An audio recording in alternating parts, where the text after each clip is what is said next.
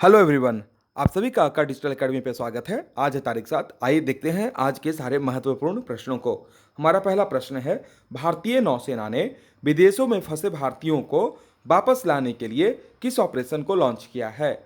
Option B हमारा सही है, समुद्र सेतु। उस ऑपरेशन का क्या नाम था? समुद्र सेतु। भारतीय नौसेना द्वारा समुद्र सेतु नामक एक अभियान शुरू किया गया है। समुद्र सेतु का अर्थ होता है सी ब्रिज यानी समुद्र पुल। यह ऑपरेशन कोविड-19 महामारी के दौरान विदेशों में फंसे भारतीय नागरिकों को वापस लाने के प्रयास के रूप में शुरू किया गया है। इस ऑपरेशन को रक्षा मंत्रालय, विदेश मंत्रालय, गृह मंत्रालय, स्वास्थ्य मंत्रालय और भारत सरकार के विभिन्न एजेंसियों और राज्य सरकारों के साथ घनिष्ठ समन्वय से चलाया जा रहा है। समुद्र सेतु ऑपरेशन के चरण 1 के तहत भारतीय नौसेना के समुद्री जहाज मालदीव गणराज्य के माले बंदरगाह के रास्ते में है, जो 8 मई 2020 से निकासी अभियान शुरू करेंगे। भारतीय नौसेना ने पहली यात्रा के दौरान कुल 1000 व्यक्तियों को वापस लाने की योजना बनाई है। इसके अलावा कोविड-19 से जुड़ी विशेष चुनौतियों को दूर करने के लिए सख्त प्रोटोकॉल भी निर्धारित किए गए हैं। अच्छा, जब बात हम कर रहे हैं नौसेना का, तो नौसेना स्टाफ के प्रमुख का नाम क्या है? एडमिरल करमबीर सिंह। एडमिरल करमबीर सिंह नौसेना के स्टाफ के प्रमुख हैं, नौसेना स्टाफ के प्रमुख हैं। चलिए हम लोग अगले प्रश्न को देखते हैं। आईआईटी बॉम्बे के प्रोफेसर डैश डैश को वर्ष 2020 के young career award in nano science and technology से सम्मानित किया गया है। तो ऑप्शन ए हमारा सही ऑप्शन है, सौरभ लोढ़ा। सौरभ लोढ़ा हमारा सही आंसर है। आईआईटी बॉम्बे के प्रोफेसर सौरभ लोढ़ा को वर्ष 2020 के young career award in nano science and technology से सम्मानित किया गया है। Young career award in nano science and technology पुरस्कार सरकार के विज्ञान और प्रौद्योगिकी विभाग के द्वारा स्थापित किया गया है। इन्हें इस पुरस्कार से 2 आयामी वैन डोर बाल सामग्री के आधार पर सिलिकॉन और नैनो इलेक्ट्रॉनिक उपकरणों के अतीत में तर्कसंगत ट्रांजिस्टर प्रौद्योगिकी के विकास में अनेक महत्वपूर्ण योगदान के लिए सम्मानित किया गया है। हमारा अगला प्रश्न है, इस साल जलवायु परिवर्तन में वन वृद्धि का भविष्यवाणी करने वाले मॉडल 3 पीजी के लिए जोसेफ ले लैंडसवर्थ, रिचर्ड एच बार्निंग और निकोलस सी कोप्स वन क्षेत्र के लिए वर्ष 2020 का डैश डैश झांसा करेंगे। किस चीज़ का? तो हमारे पास 4 ऑप्शन है, ठीक है। तो हमारा ऑप्शन ए सही ऑप्शन है, मार्क्स वालनबर्ग पुरस्कार, है ना। इस साल जलवायु परिवर्तन में वन वृद्धि की भविष्यवाणी करने वाले मॉडल 3 पीजी के लिए जोसेफ जे लैंडसवर्थ, रिचर्ड एच बार्निंग और निकोलस सी कोप्स वन क्षेत्र के लिए वर्ष 2020 का मार्कस वालनबर्ग पुरस्कार साझा करेंगे। इस साल जलवायु परिवर्तन में वन वृद्धि की भविष्यवाणी करने वाले मॉडल 3 पीजी के लिए जोसेफ जे लैंडसबर्ग, रिचर्ड एच बार्निंग और निकोलस सी कोप्स वन क्षेत्र के लिए वर्ष 2020 का मार्कस वालनबर्ग पुरस्कार साझा करेंगे। याद हो गया। यह पुरस्कार स्वीडन के राजा कार्ल गुस्ताफा सुल्ला द्वारा स्वीडन के स्टॉकहोम में एक समारोह के दौरान प्रदान किया जाएगा। अच्छा, ये पुरस्कार किसके द्वारा प्रदान किया जाता है? स्वीडन के राजा के द्वारा प्रदान किया जाता है। इसकी पुरस्कार राशि कितनी है? 2 मिलियन क्रोनर है। 3 पीजी मॉडल को साल 1997 में रिचर्ड एच बार्निंग और जोसेफ जे लैंडसबर्ग द्वारा बदलती पर्यावरणीय परिस्थितियों और कार्बन को स्टोर करने के लिए जंगलों की क्षमता के तहत वन वृद्धि का अनुमान लगाने के लिए विकसित किया गया था। इसके अलावा यह पता करने में भी मदद करता है कि किस क्रियाएं जैसे कि कम घने होने और निषेचन वन वृद्धि और विकास को प्रभावित करते हैं। इसमें निकोलस सी क्रॉप्स ने बड़े पैमाने पर इन भविष्यवाणियों को इकट्ठा करने के लिए रिमोट सेंसिंग और भौगोलिक सूचना प्रणाली जीआईएस का लाभ उठाकर उपग्रह इमेजनरी विश्लेषण का जोड़ा है। यह मॉडल अब बड़े वन क्षेत्रों में वृद्धि का आकलन करने के लिए दुनिया में सबसे व्यापक रूप से लागू किए जाने वाले मॉडल में से एक है। यह उपग्रह इमेजिंग से पहले वन भूखंडों प्लॉट्स पर लागू किया जाता है और इसके बाद इसका इस्तेमाल वैश्विक स्तर पर भविष्यवाणियों करने के लिए किया जाता था। मार्क्स वालनबर्ग पुरस्कार की स्थापना मार्क्स वालनबर्ग पुरस्कार की स्थापना कौन से साल है? 1980। 1980 में मार्क्स बालनबर्ग पुरस्कार की स्थापना की साल है। स्ट्रॉ कोपरबर्ग्स बर्गस्लेगस एबी द्वारा डॉक्टर मार्कस वालबर्ग द्वारा बोई ऑफ डायरेक्टर्स के सदस्य और अध्यक्ष के रूप में लंबे समय तक प्रदान की गई सेवाओं को सम्मानित करने के लिए इसकी वार्षिक बैठक में की गई थी। उन वैज्ञानिकों उपलब्धियों को पहचानने के लिए प्रोत्साहित करना और बढ़ावा देना जो ज्ञान को व्यापक बनाने और वानिकी और वन उद्योगों के महत्व को के क्षेत्रों में तकनीकी विकास को महत्वपूर्ण योगदान देते हैं।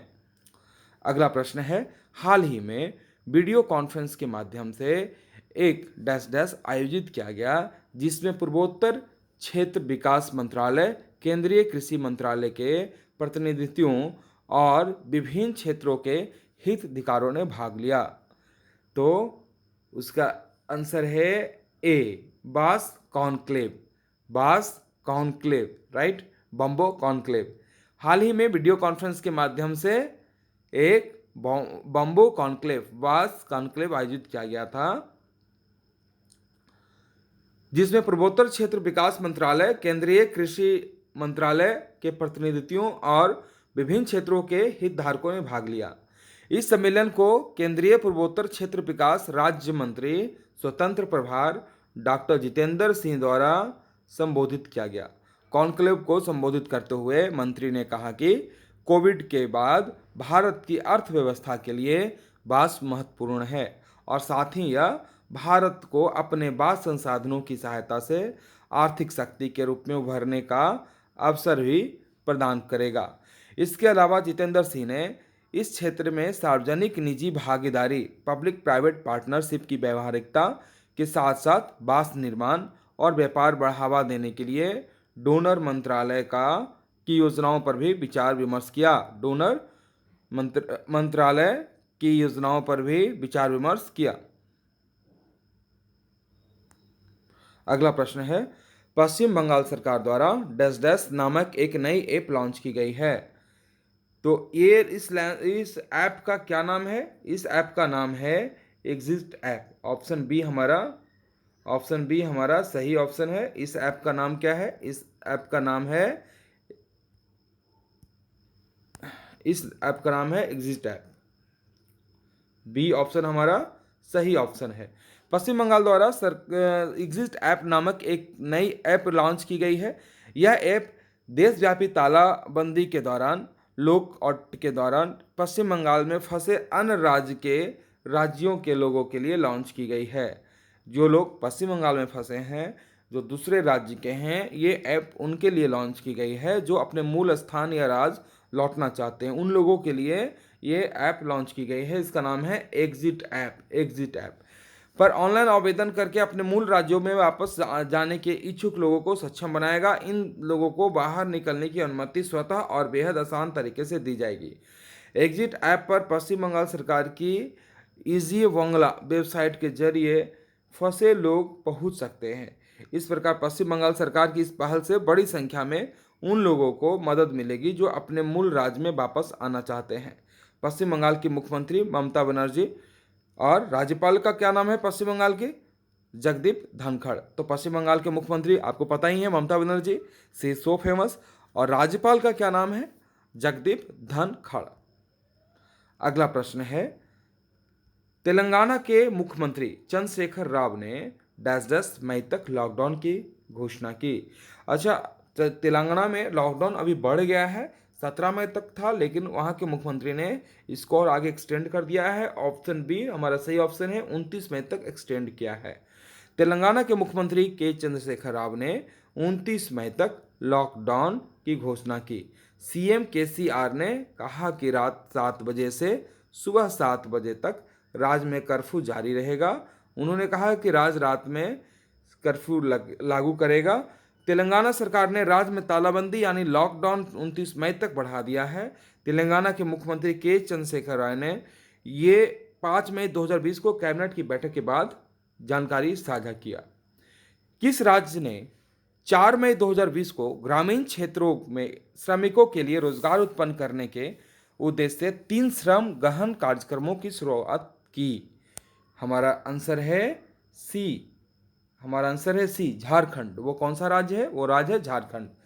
झारखंड सरकार ने ग्रामीण क्षेत्रों में श्रमिकों के लिए रोजगार उत्पन्न करने के उद्देश्य से 3 श्रम गहन कार्यक्रमों, बिरसा हरित ग्राम योजना, नीलांबर पीतांबर जल समृद्धि योजना और वीर शहीद पोतो हो खेल विकास योजना की शुरुआत की। इन तीनों योजनाओं का नाम आप फिर से सुन लीजिए, याद रखिएगा। बिरसा हरित ग्राम योजना, नीलांबर पीतांबर जल समृद्धि योजना और वीर शहीद पोतो हो खेल विकास योजना की शुरुआत की। इन योजनाओं के माध्यम से राज्य में लौट रहे 6 लाख मजदूरों को भी रोजगार उपलब्ध होगा। मुख्यमंत्री हेमंत सोरेन ने प्रोजेक्ट भवन में आयोजित कार्यक्रम में कहा कि योजनाओं की मदद से करीब 25 करोड़ मानव कार्य दिवस का इंतजाम होगा। अगला प्रश्न है, हाल ही में विज्ञान और इंजीनियरिंग अनुसंधान बोर्ड ने कोविड-19 महामारी को नियंत्रित करने हेतु इसके गणितीय मॉडल और अभिकलनात्मक पहलुओं के अध्ययन के लिए किस योजना के तहत 11 परियोजनाओं की मंजूरी दी है? तो ऑप्शन ए हमारा सही ऑप्शन है। वो कौन सी योजना है? मैट्रिक्स योजना। विज्ञान और इंजीनियरिंग अनुसंधान बोर्ड द्वारा इस योजना के तहत मंजूर किए गए अधिकांश अध्ययनों का उद्देश्य कोविड-19 से जुड़े विभिन्न पहलुओं के संदर्भ में गणितीय मॉडल तैयार करना है। इसमें जनसंख्या की विविधता, गैर लक्षणों वाली संक्रमित आबादी की भूमिका, प्रवास और क्वारंटीन, सोशल डिस्टेंसिंग और लॉकडाउन का प्रभाव, सामाजिक आर्थिक कारक आदि शामिल हैं।